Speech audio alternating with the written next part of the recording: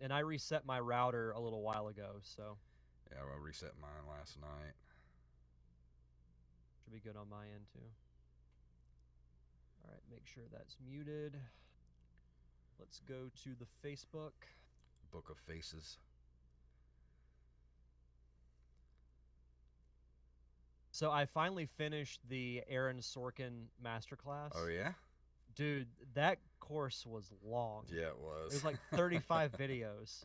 Yeah, I don't think I didn't watch all 35 videos. I watched maybe 15 at the time when I Well, saw it. a lot of them is just him doing like a mock writer's room, which is cool to Yeah. see, but it's like I didn't take that much out of it. Yeah. Come on, Facebook. Has your internet been really slow lately? It crapped out on me today. I had to restart my router and restart my computer.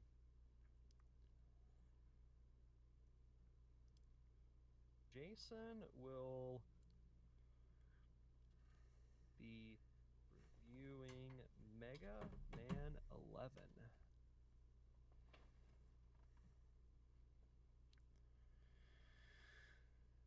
I'm going to turn this light on, see if it makes it any better. Okay.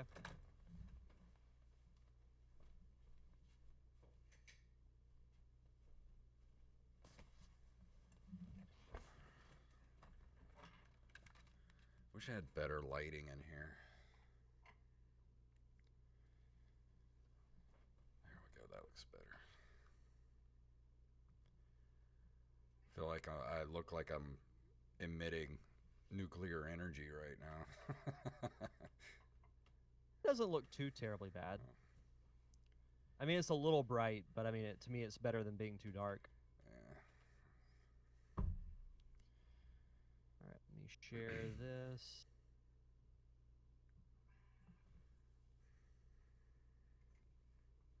That shared. All right, I've got all the tabs open and everything, so I am good to go when you are, my friend. All right, I got all my.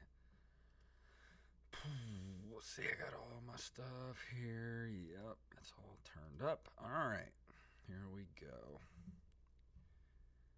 Pull up our notes here. All right, here we go.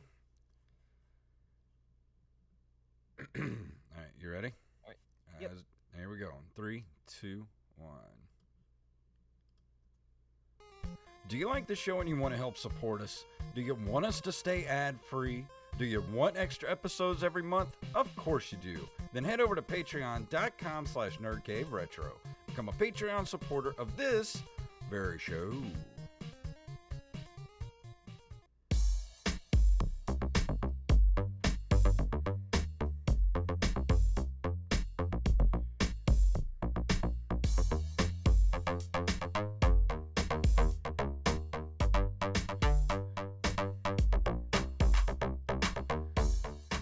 Programs. It is Wednesday night, and you know where you need to be, right here, listening to us talk about retro games. My name is Jason Robbins.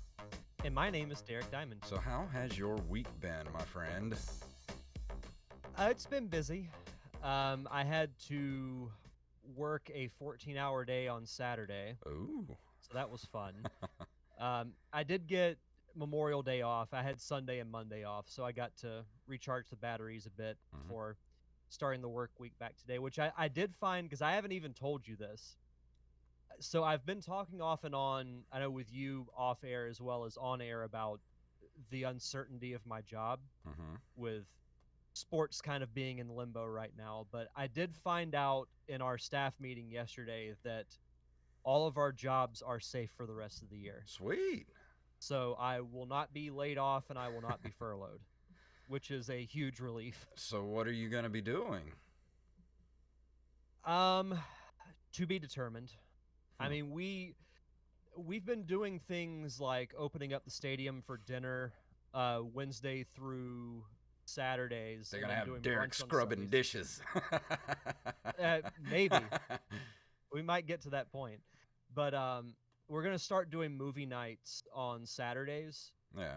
And then we've been doing trivia on Thursdays, which has gone over really well. We had like 30 plus teams show up for Harry Potter trivia on Wow. Thursday, which was nuts. Like I was a little because I've been hosting trivia, so I was a little overwhelmed by the numbers, but Yeah.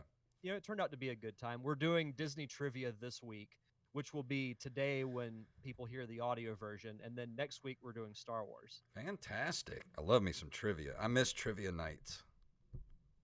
I do too, and I will say like it's been something that's been on my list for a while to do. Like I've seen, multiple people host trivia, and I was like, you know what, I could probably do that. It's not too So, hard. I hosted no. Star Wars trivia at the Kraken one night, and it was fun. I had a blast doing it. Oh, hosting trivia is great. Yeah. What about you? Not really a whole lot. I mean, my job is still holding steady, even though I'm still getting paid for 40 hours a week. I'm probably only working about 30, if that. So at least I still have that income coming in. I did buy a new car the other day. I got rid of the Beetle and got a Nissan Murano, which is a mid-size SUV, and I needed something with a lot more room because, being a drummer, I need lots of room to bring my drums around in. So it's pretty nice, and I like it. So I hated to get rid of the Beetle. I really didn't want to. I love that car, but man, I cannot afford to dump $500 into it every time some little thing goes wrong. So it was time to trade her in. It's the end of an era. For a newer model. Much like my women. No, I'm just kidding. Good evening, Rampage. Rampage is in the chat room. Good evening. He's always the harbinger of more to come. So as soon as he hits the chat room, more are soon to follow. Yes, he is a leader, as I like to say. But we got some. Go ahead. I'm sorry. No, I was just gonna say I know how you feel about the whole car thing because back when I was in college, I had a no, it was right after college actually. I had a 2008 black Pontiac Grand Prix with black interior. Like that thing was sweet, but it just had so many problems with it there at the end that it would have just been cheaper to. And now I drive a CRV, so yeah, that sucks getting old, doesn't it? Yeah. You're like, I don't want the cool car. I want something that's comfortable and doesn't have a lot of problems with it. Like, ooh, does this have a new set of tires on it? Ooh. How many miles per gallon? Does it have seat warmers? Yeah, I don't want to talk about getting old anymore. Yeah, let's move on to the news. Yeah, let's do it, shall we?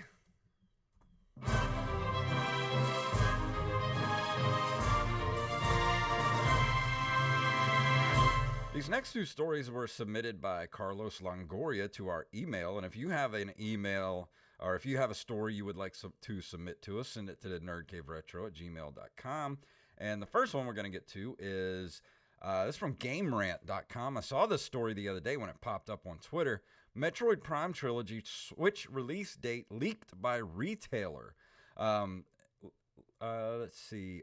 Swedish retailer, leaked for Nintendo Switch years ago through online Swedish retailer iNet. I guess that's how you say it.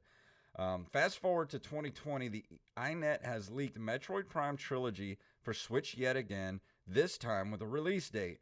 According to iNet, the Metroid Prime Trilogy release date is June 19th. On one hand, that seems way too soon, but on the other, it's not completely out of the question. June 19th is a Friday, and video games usually launch on Tuesdays, and it's possible that Nintendo is only planning on a digital release for the game. It's also worth pointing out that Nintendo was rumored to be hosting a big Nintendo Direct presentation in June in place of E3, so maybe Metroid Prime Trilogy was set to be one of the show's reveals. Now, we've been talking about this for a while, me and you, that we're going to get something Metroid this year.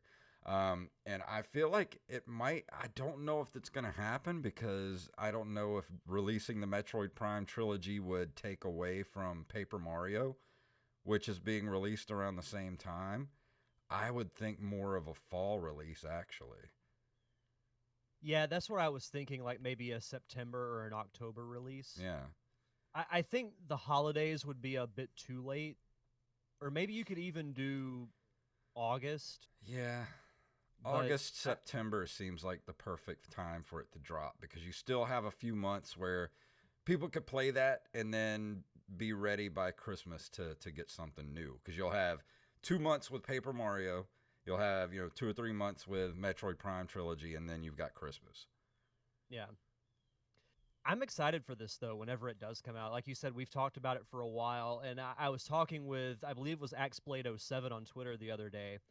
I've been really, really itching to play the original Metroid Mm-hmm. Prime for a while. Me So too. when this comes out, it'll be a day of purchase, and I will just dive right in Yeah, to Rampage Metroid said Prime. he's stubborn and he's never played the Prime games. In his defense, he didn't have a GameCube. I did play the first Prime game, but I never played 2 and 3. So I'm excited to actually play the sequels as well. And if it's, Hmm. a remastered version of it, going back and playing Prime is going to be like playing a whole new game. Yeah. No, the sequels were good. I still prefer the original, but the sequels are absolutely worth playing. Yeah. Oh, and I did want to point out right now, I'm not sure if it's like this in your area too, but I stopped by GameStop the other day and they have the Nintendo Switch 64 gig. Um, what do you call them? The SD cards? The SD cards. They have them for $19.99. Oh 64 wow. gigs. That's not bad at all. I went and swiped No. one up. Yeah, I might have to go get one. But no, this is exciting stuff. Yeah. I just love me wish it some were coming Metroid. out like I wish we'd log on the Switch after we finish this podcast and it was already available. Dude, I am so in the mood for Metroid right now. You have no idea.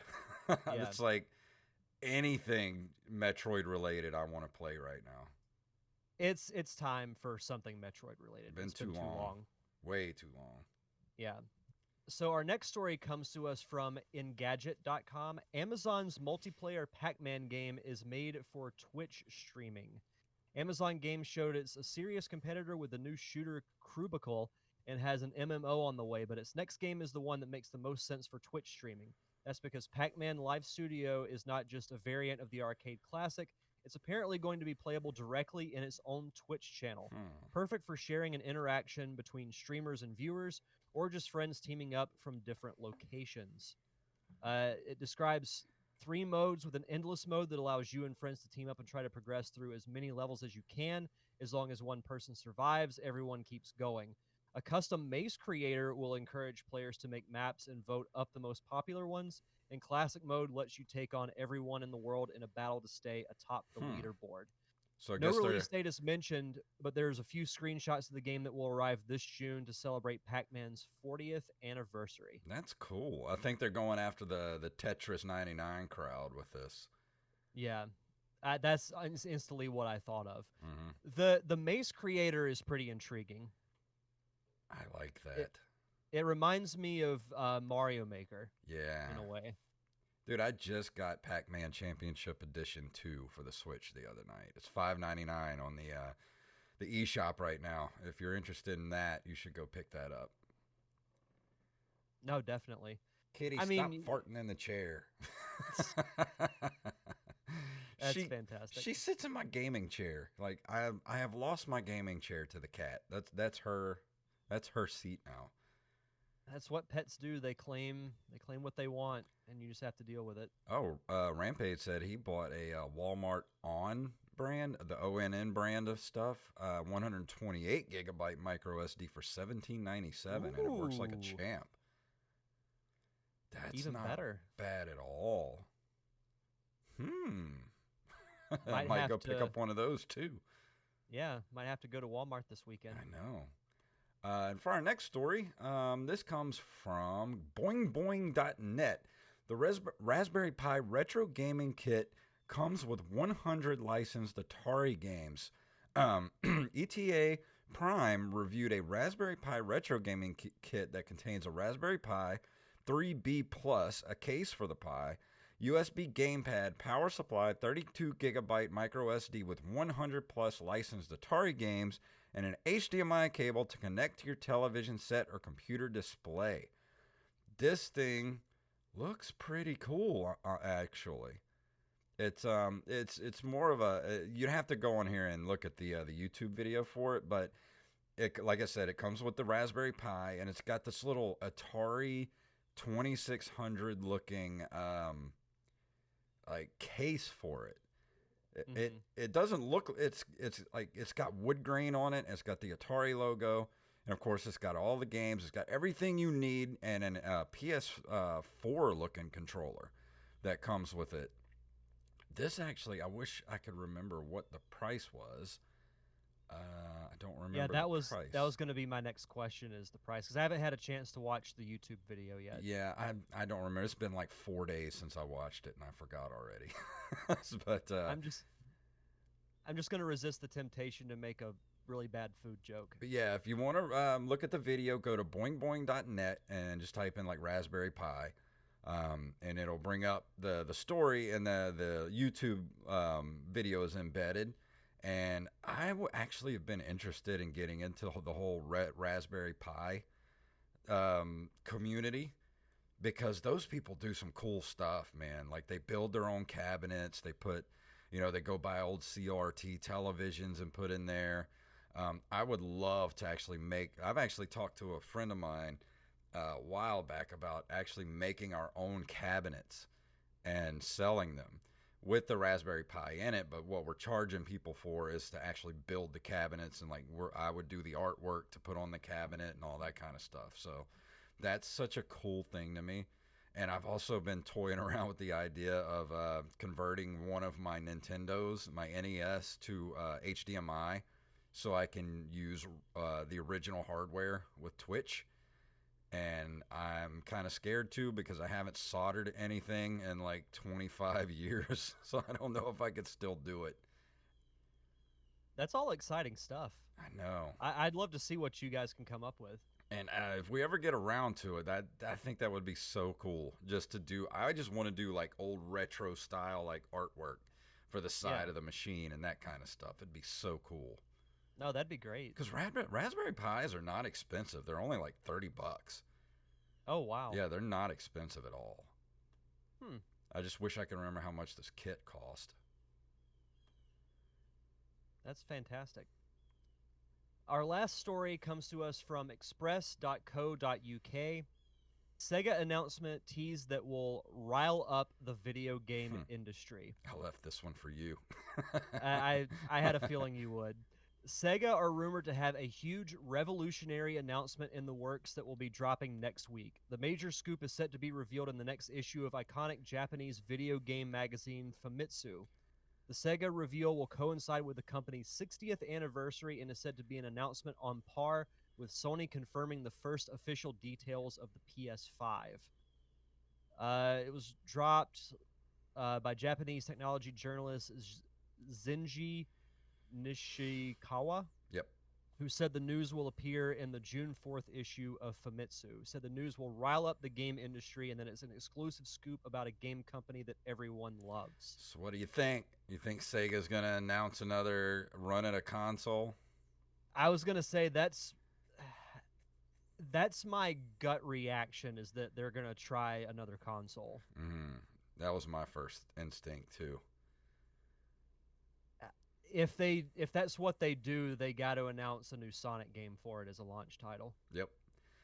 Like that's an absolute must. But it's got to be on par with everything that's out now, as far as the Switch, a PS5 coming out. It's got to be up there, man. They not only do they have to have, the Sega titles for it, the first party, they've got to have third party support like they used to, because Sega always had, like, Nintendo always had great third-party games, but, Sega always had the more, like, risque, adult-themed, like, third-party stuff. So if Sega can capture that market again, I'm down. Well, I'm thinking about it, like, what else could it be if it's on par with Sony confirming the PS5 details? The only other thing I can think of is that they signed like an exclusive deal with like Nintendo or Sony. Well, I was thinking, since they're talking about Sony in this same paragraph, what if they're teaming up to be, I don't know, do something exclusive with Sony? That could be it too. I don't know. That's really the only two things that I can think of off the top of my head Yeah. that it could be. Well, I guess. Like if it's something that's on that level, but I'm not gonna lie, I would get pretty excited if Sega announced that they made a new console. I would too. Like the rivalry is back. Yeah. Sega does what Nintendo don't. Yep. Love those days. Yeah, Rampage says if there was a time for a new Sega console, now would be the time. Yep, it is. And if they can do it where it's like a Switch and it's also portable, they might have my money. Yeah. I mean, if they announce a Sonic title, I'm going to buy it. So. Oh, yeah. But I don't think announcing a new Sonic title is going to merit that kind of holy shit moment, you know? Yeah. Well, no, I mean, if they announce a console, that they then announce the new Sonic game as a launch title for it. Yeah. Coming this Christmas, the Sega Dream Saturn. Dream Saturn 32X. Yes. But speaking of old consoles, let's talk about video game history, shall we? Yes.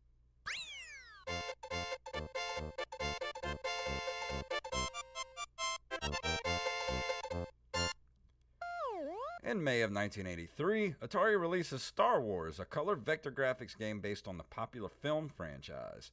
And I still want to get one of the new what do they call them? What's the name of the company? Arcade 1-Up. Yeah. Oh yeah. I want to get one of those. I need one. I do too. If I was going to get one, this would be the game to do it. I think so too. I've actually never played this game before. Really? I remember they used to have this at the skating rink, man. I used to play this game. They had this. They had Ninja Turtles. They had Miss Pac-Man and Tron. They had all four of those at the skating rink, and it was heavenly. That's like a who's who of arcade titles. It was. I loved going to the arcade or the skating rink when I was a kid. I didn't want to skate. I just wanted to play video games. Yeah. It says here that the game featured digitized samples of voices from the movie. Yep. Which is like with the actual actors playing the characters, which is pretty awesome. Yeah, but it was that like really digitized sound to us, like Obi-Wan going, "Get the Force, Luke." Like yeah. I guess it's the effort that counts. Yeah. On May 27th, 1986, Enix releases Dragon Quest for the Famicom, which is usually considered the foremost Japanese role-playing video game and is the first game in a series that has been phenomenally successful in Japan. Yes. I still have to do a run of the original Dragon Quest on NES. Yeah. Yeah, because they made a ton of these games. I feel like we talk about this periodically during this segment. Well, the original Dragon Quest I got when they did if you re-upped your Nintendo Power subscription in 1990, whenever this game came over to America, you would get a free copy of Dragon Quest and the strategy guide. And cool. I don't know what happened to the strategy guide, but I still have Dragon Quest. Or at least you didn't lose the game. Yeah. And I had never really played it because I played it for like 5 minutes. And I was like, nope, not for me. I was not into RPGs at the time. But also in May of 1989, Sega releases Golden Axe, the first game in the Golden Axe series. Did you ever play Golden Axe in the arcade? I did not. No, I'm thinking of something else that's similar because I think it was. What was that I played for Game Boy Advance? It wasn't Golden Axe, I don't think. No, I don't think they ever put Golden Axe on that. No, it was just on the arcade and Genesis and TurboGrafx. You might be thinking of Gauntlet or something like that. Maybe so. It had a similar title. Rampage has said he's waiting for one of us to do Earthworm Jim 1 or 2. You already did Earthworm Jim, didn't you? Mm-hmm. Yeah, that was a while back. It's early in the show's run. It's in the archives. Yeah, go back and I listen. want to say I did it maybe last year or the year before. Yeah, I don't feel like it was that long ago. I don't know. You have to go back and see. It's been at least a year. But he said, I've been noticing all those arcade can't even talk. Arcade 1-up machines at Walmart as well. And Rampage said he saw X-Men Children of the Atom. Man, I would love to own that X-Men machine. That, Yeah. the Ninja Turtles, and the Star Wars machine. If I could just have those 3 machines, I would be happy. It looked great in the home. Yeah, it would. I just need a bigger home. Let's see. On May 5th, 1992, ID Software releases Wolfenstein 3D for MS-DOS, which popularizes the first-person shooter genre for the PC and leads to many similar games. I've talked about this before in my 11th grade programming class in high school. When we'd get done, me and all my friends would sit in the back of the class, hurry up, and try to be the first one to get done with your work, because if you got done with your work early enough, you could look through the little...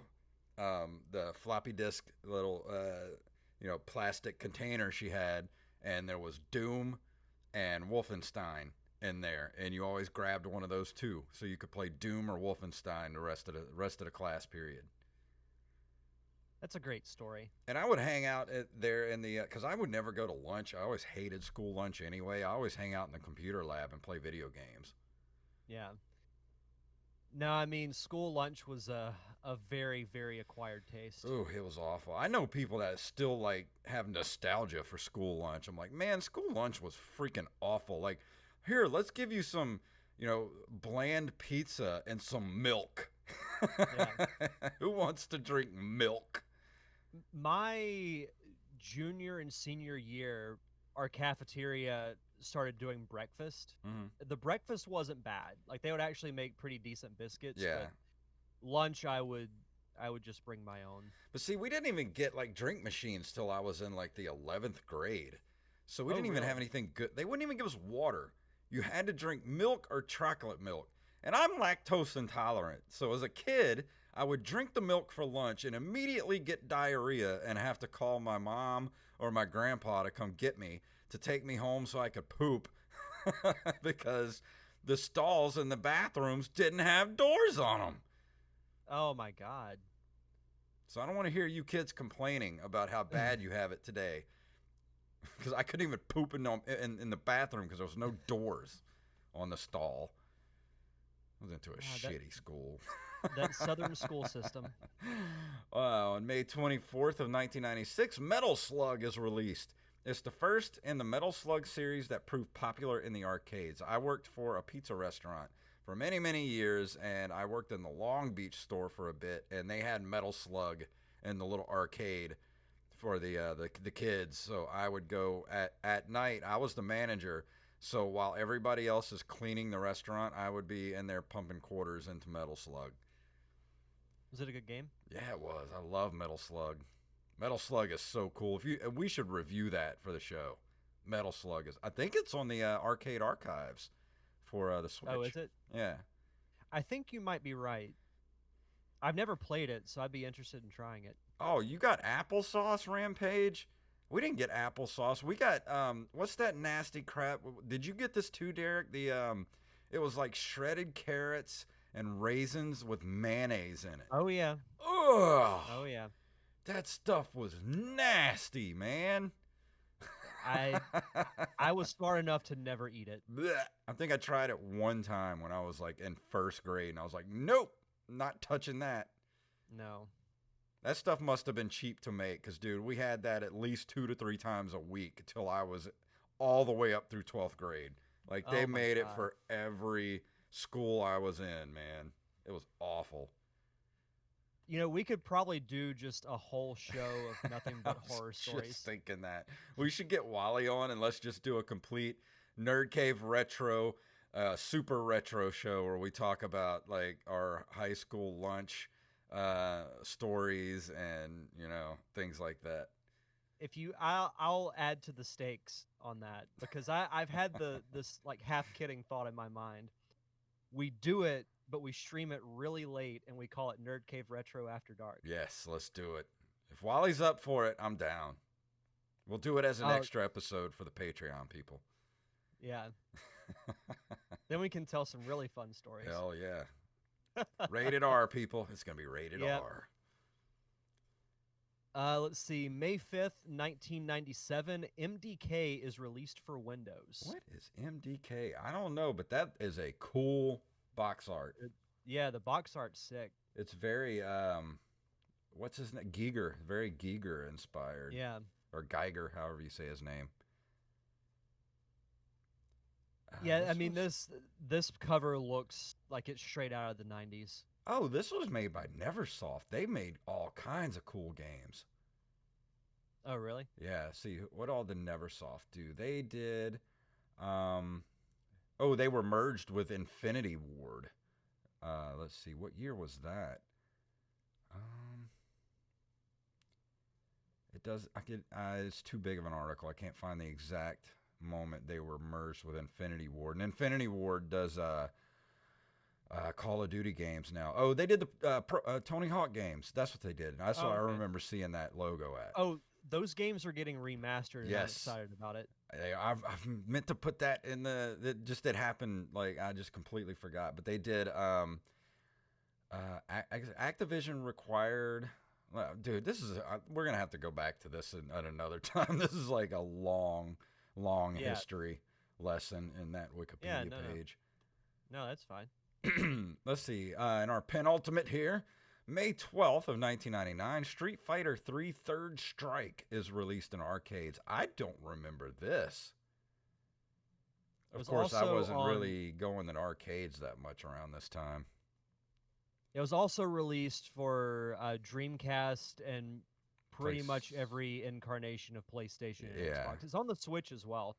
It's funny because Street Fighter 2 is so highly regarded that no one talks about any of the other Street Fighter games. I mean, you can't really improve upon perfection. I mean, Street Fighter 2 is damn near a perfect fighting game. They should have just never made another Street Fighter after that. I mean, there's a reason why they still use the Super Nintendo version in the championships and stuff, because it was a perfectly made game. Yeah. Yeah, no one ever talks about the third one. Nope. So I wanted to give it a little bit of love for today's show. And finally, May 9th of 2000, Tom Clancy's Rainbow Six is released for Dreamcast. I remember this game getting a decent amount of hype. Yeah, I think I rented this at the time. When did this come out again? 2000. Oh, no, it was 98, it says on here. August 21st, 98. That's interesting. Wait, that's weird. On the list, it said May of 2000. May 9th on here, but on, let's see, hold on. It was released. Oh, yeah. It was 1998 on the PC. Then it was ported to Mac OS, Nintendo 64, PlayStation, Dreamcast, and Game Boy Color. And the expansion pack was Eagle Watch, released on January 31st, 99. And then it was part of 20 games preloaded on the PlayStation Classic, released December 3rd, 2018. But yeah, I think I rented this at the time for the Nintendo 64 and just wasn't really into it. The Rainbow Six games have never really been my cup of tea. Like, I even rented the Splinter Cell games, but I am not into stealth games at all. Yeah, I remember hearing a lot about this game, but it never really appealed to me, so yeah, I never played it. I never read any Tom Clancy books either. Like, even his movies don't really appeal to me. Yeah. It's just not my thing, I guess. That's okay. It's all right, though. Not everything has to be anybody's thing. Yeah. But that's it for the what section is that? This month in video game history. I'm getting old, man. But Derek's got some shout outs before we do our review for tonight.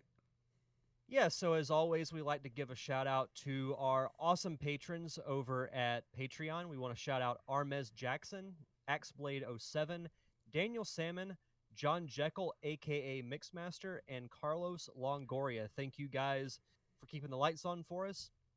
If you want to be a part of our Patreon, you can head over to patreon.com/nerdcaveretro. If we get back to the $50 level, then we will do an extra bonus episode every month, similar to what we've done with commentary tracks like with Sonic the Hedgehog, with the Mario Brothers movie, The Wizard. It's We'll honestly do one of an my extra one. favorite things to do for this show is when we get to do those extra episodes, the commentary tracks. Well, I'm not gonna lie. Like, if I were to make a list of my top 5 Nerd Cave Retro episodes, 2 of those would be the Mario Brothers movie commentary and the Wizard commentary. Oh, that Mario Brothers commentary, man. That movie messed me up, man. Yeah, you were the smart one and just going in cold. Me Oh, and Wally watched it beforehand. Dude, there's no way in hell I could have watched it twice. There's no way. I knew better. It's like, I know I'm not going to want to watch this twice. So I saved it and I went in cold. And that's my philosophy from here on out. If there's something we're going to watch, I've never seen it, I'm going in cold. Because I'm not going to watch it twice if it's awful. That's actually a very smart decision. But yeah, if you want to see extra episodes like that, then just head over to patreon.com/nerdcaveretro. And tonight we're going to be talking about...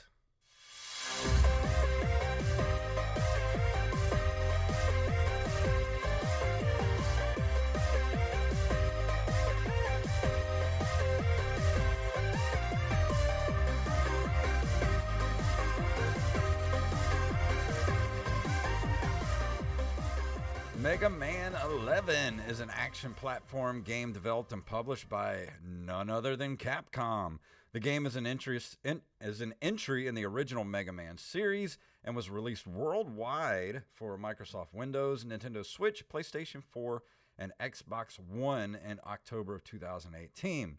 It brings back several features such as voice acting and a 2.5D graphic style from previous games throughout the Mega Man franchise. The plot is pretty much a throwback to, the very first Mega Man, like Mega Man 1 and 2. It begins with a flashback of Dr. Light and Dr. Wily when they were students at Robot University at the exact moment they had their falling out. The committee is debating over how choosing either Light's research of robots with independent thoughts or Wily's double gear system to continue work on.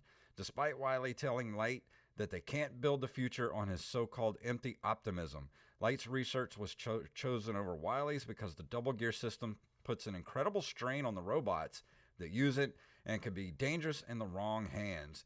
Angry at being pushed aside and shut down, Wily destroys his prototype double gear and swears to Light that one day he will show the world he was right after long.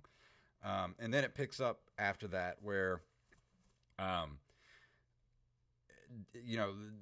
as usual, Dr. Wily comes back and he's got all the different robots that he's building, and they have this double gear system, which is kind of hard to describe, where it, like, you can kind of slow down time, and you can also do like all kind of different cool tricks and things, to help you get through the game. And of course, you go through, you beat the eight sub bosses, like the boss of each level, and It works exactly like every other Mega Man game, where it's basically just rock paper scissors, where one boss is susceptible to let's see they had let me name off the robot masters. You have Block Man, Acid Man, Impact Man, and Block Man is of course made out of concrete blocks, and he has a block move where you can, there are 4 blocks. Once you get his power, you can shoot these 4 blocks that appear over the enemies, and it just crushes them. You have Acid cool. Man, which of course you have this acid bubble around you, and you can shoot acid, which Block Man is effective against Acid Man. Acid Man is effective against, was it Fuse Man, who is of course uses electricity. And then he is, of course, the electricity is useful against Impact Man. And Impact Man is sort of like has the powers of like a pneumatic drill, where you can fly across, like this, pneumatic drill comes out of your arm and you can fly across the screen and hit enemies really hard, which that, of course, is useful against Bounce Man, who was basically a giant, balloon, which is pretty much all he is. But he has actually one of the best weapons in the game because you just shoot bubbles out everywhere. These really powerful bubbles, and they're sort of like they remind me of like kickballs just bouncing around the screen. So Yeah. like you could just take out tons of enemies. Like that was the main weapon I used for the rest of the game was Bounce Man's like whatever the name of his ability was, the bounce balls or whatever. And of course that was useful against I think Blast Man, and then who had or no against Tundra, who has like a freeze ability where you have like it's like a freezing tornado, which then that of course takes out Torchman, and then Torchman you have a blast of fire, fire, which is Torchman, and I Yeah. think he takes out Blast Man. So it's sort of it's rock paper scissors basically. Like each there's like a certain set of ways you can go through the game depending on whose power you get first. So I went for Blockman first, and since Blockman is effective against Acid Man, that's who I went to next. And you just kind of find out, like I did an actual Google search when I did it to know what order to do was best to do the bosses in. And that's pretty much how I got through the game so quickly. Like it's hard as shit till you find out what weapons works against the next boss, and then it instantly becomes so much easier. Like people think Mega Man is like this, and don't get me wrong, Mega Man is one of the hardest. Like when you say NES like Nintendo hard, Mega Man is Nintendo hard. Like you go back and play Mega Man 1, 2, 3, they're not easy games, but once you kind of understand how the different powers work and things like that, then it's a much easier game to get through. Because like most of the time when you use the right weapon against the boss, he'll go down in one hit or two hits. And then of course you get through that, and the big yellow what's his name? The yellow Oh, what's his name? what's his name? It was in my head a minute ago. The big yellow what's his name? Come on. The yellow something. And I'm doing a Google search. Yeah. I'm going to stop Wily. Yellow Devil. Yellow Devil. Yeah, he makes an appearance in the game, and it took me a few tries to get past him because you have to know that pattern. He's exactly like he is in the original games. He moves from one side of the screen to the other, and you have to jump over the blocks, slide through the blocks. But once you figure out, kind of get his pattern down, he's relatively easy. But it takes a few times to really get the pattern nailed down. And then, of course, you move on to, I forgot what the next, there was one more boss after that, and I don't remember its name. It was really easy because all you had to do was really just use your Impact Man. It was like this, almost like a skull inside of a ball. Then the ball would move around the screen. You just avoid the electric shocks, and when it opens up, you use the Impact Man to hit the skull, and pretty much just takes like 2 hits and he's done. So you get through him, and then of course the very last stage before you get to Wily, you have to go through all the bosses again, just like every other Mega Man game. So go through all the bosses again, and then of course you reach Dr. Wily. You take out Dr. Wily. You don't kill him, but he gets away, and like I'll get you next time, Mega Man. Wahaha. Ending. I mean, it's Mega Man. It's so Mega Man. It's Mega Man. If you love Mega Man games, pick up Mega Man 11 because it's formulaic. It's Mega Man, but it's the reason we love Mega Man, and I had a blast playing this game. So something I'm curious about, because I have very, very limited experience with Mega Man, and it looks like it actually is pretty story driven, like you mentioned the flashback at the beginning, and I was reading a little bit more about it.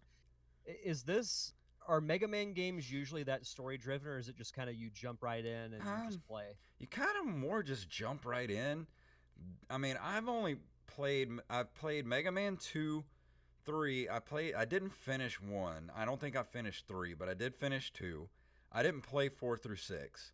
Then I played Mega Man X for the Super Nintendo. Played a couple of the Mega Man X games. And I don't ever really remember it being this story driven. I mean, this was like, you get a lot of cutscenes with this game. And I Mm-hmm. liked it because it looks like a cartoon, like a not quite CGI, but like that, like I said, that 2.5 sort of 2.5D animation. Yeah. Like it's very depth of field, but it looks like a cartoon, but it's very like it's like a living, breathing world, and it's a beautiful game. Like the backgrounds, like there were Yeah. times I would just pause and just look at the background, just because I know somebody worked really hard on those backgrounds, and I wanted to appreciate them. Yeah, I'm trying to remember. I don't think Mega Man X was that story driven. I want to say you might have gotten a cutscene at the very Hmm. beginning, I think so. but Yeah. but I don't remember there being anything else after that. I mean, I personally think like that to me is the most intriguing aspect is that it actually gives you some backstory, Yeah. which I think is nice. But I mean, the game looks great. I haven't played it, but I've watched some gameplay on YouTube, to lead up to tonight's show. But it looks fantastic. Dude, I highly recommend it. I had so much fun playing it once I read the boss order. It becomes so much more fun once you realize the boss order because you can actually get through the game without dying every 10 seconds.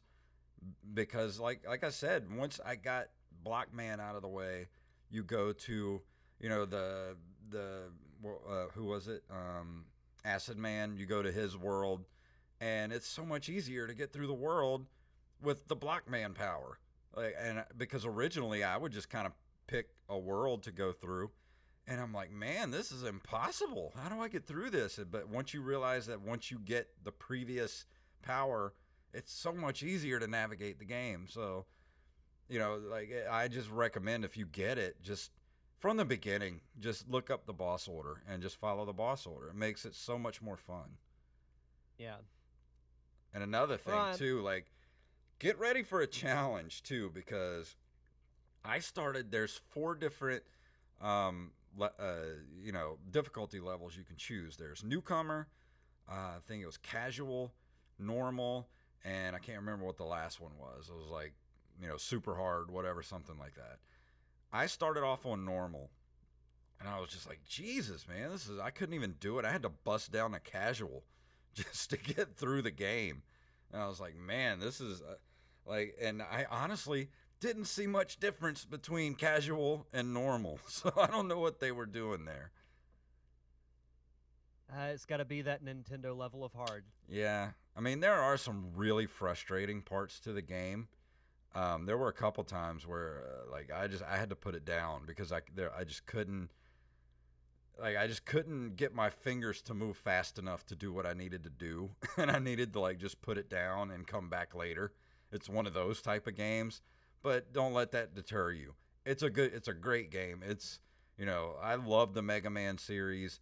I'm on a mission to get all the Mega Man games for the Super Nintendo, because I just love Mega Man. I love those games. They're just, I don't know. There's just something uh, so fun about them and just wistful. And I love that world. I love the idea of Mega Man and just that weird kind of alternate future type of world that it is. And I don't know. There's just something cool about it. And even though Mega Man was not a Nintendo property, he was a Capcom property.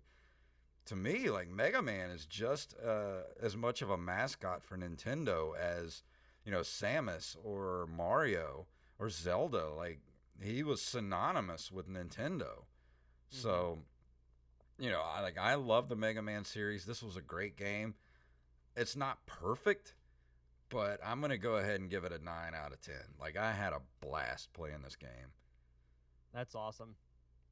No, I'm happy to hear that. And you're looking at the reception, some of the reviews it got. IGN gave it a 7.5 out of 10, saying almost verbatim what you said. It's not revolutionary, Hmm. but it feels almost like a classic Mega Man game, Yeah. and is a good foundation for the next 10 games. Electronic Gaming Monthly gave it a 9 out of 10. Famitsu gave it a 32 out of 40, which is a very interesting grading scale. Hmm. GameSpot 7 out of 10. Nintendo Life gave it 9 out of 10.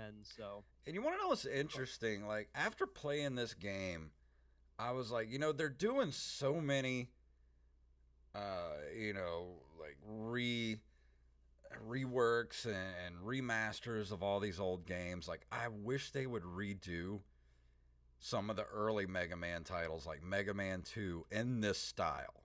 Like, just completely redo it. Like, make it be the same exact game, but with those graphics and that music.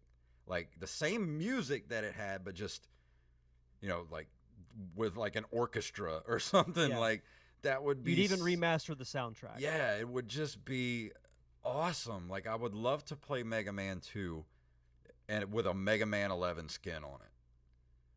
That'd be fantastic. It would be so good. And it's so cheap, too. Like, I think I picked it up at the time for like $10 on sale on the Nintendo really? Switch. It's always on sale. And if not, if you want to have a hard copy of it, you can go pick it up at Walmart for $20. Like, it's relatively cheap. So I would highly suggest Mega Man 11 being in your Switch library. That's fantastic. I'm glad to hear that this game was that good.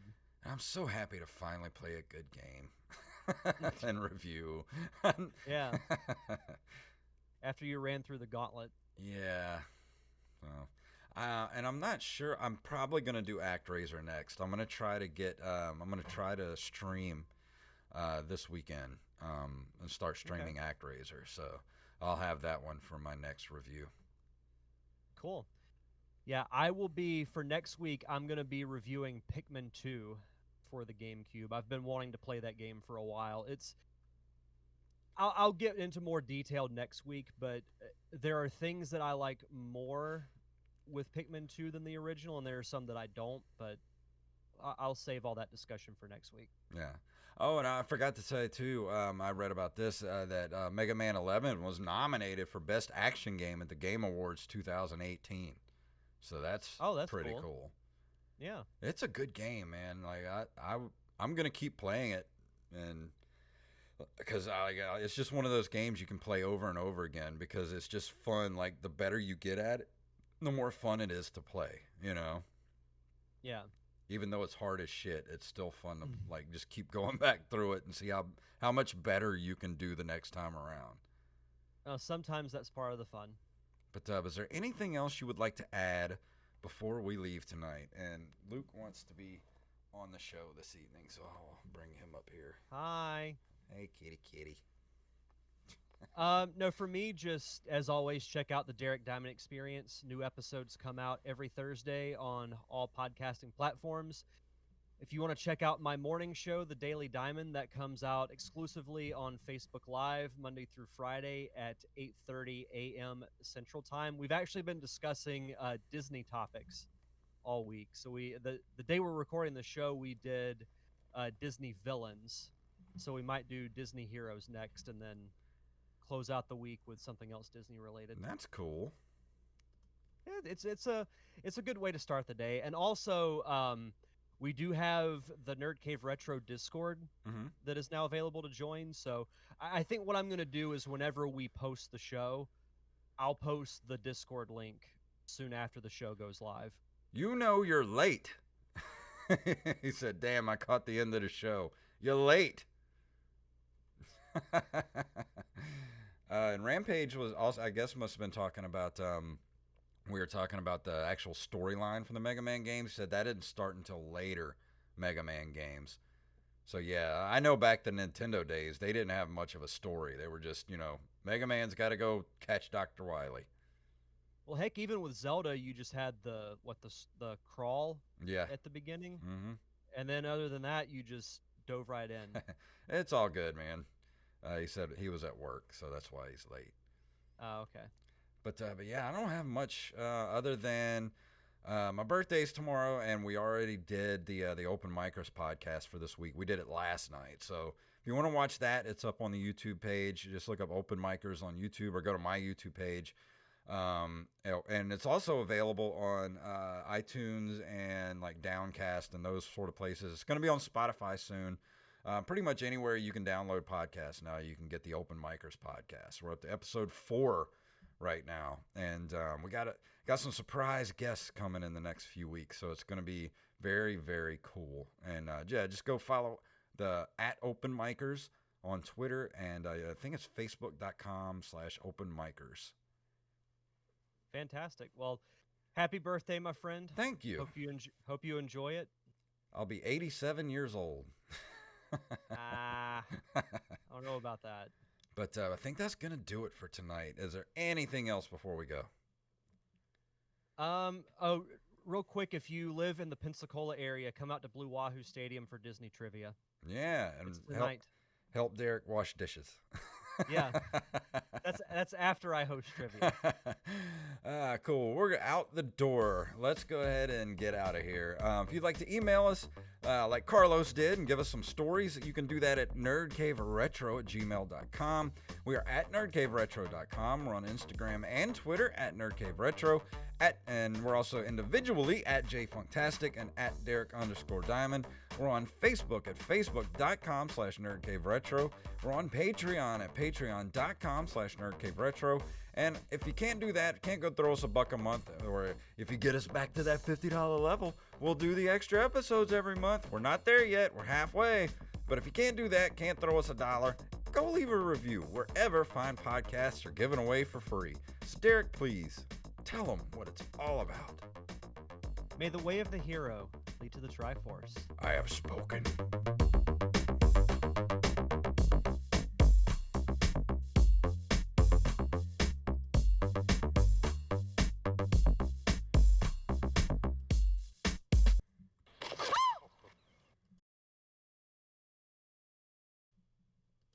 I love that Jamie Lee scream. I think that's my favorite thing to use at the end. It's fantastic. Well, I would call that a good show. Yeah. What is that? That Volume? was good stuff. Was that 180? Really? Mm-hmm. Damn. Almost 200. What are we going to do for 200? We got to have some sort of celebration. Maybe we should make t-shirts for the 200th episode and sell t-shirts. Yeah. That wouldn't be a bad idea. Maybe for the Patreon people, we could do something for. Yeah. Maybe some stickers or something. I don't know. We still got a couple months to think about it, so. Yeah. Nerd Cave Retro After Dark. You Patreon people, let us know what you'd like. If maybe some stickers or I don't know. I'm not a good. Me to come wash your dishes. Yeah, I want Derek to come wash your dishes. Thanks, Rampage. Yeah, I'm getting old, man. But yeah, I'm actually been thinking a lot about doing t-shirts to sell for the show. Since I work at a t-shirt shop, we should just make some t-shirts. Yeah, I think that'd be a great idea. Maybe come up with some different designs. Maybe I'll come up with some different designs and put it up on the Patreon page, and you guys can vote on which ones you would like better. Rampage says, or I could cook something. Derek does cereal and toast. That's his specialties. Oh wow! Finally got over 1,005 views on my Twitch page. Moving up in the world. Hell yeah! And I need 5 more followers to be an affiliate. So if you know any people, tell them to come follow me. I need 5 more. But yeah, said he'd definitely get a sticker and put it on his truck. So we might do that. We'll get some stickers made. I know a good place to get stickers made around here. And I'd rock a Nerd Cave Retro sticker on my car. Too. I got a new car. I need to put a sticker on it. Yeah. But but let's go ahead and get out of here. I'm going to edit this thing up. So let's say goodbye to all the people on Twitch. Thank you guys for watching, and we'll see you next week. Goodbye.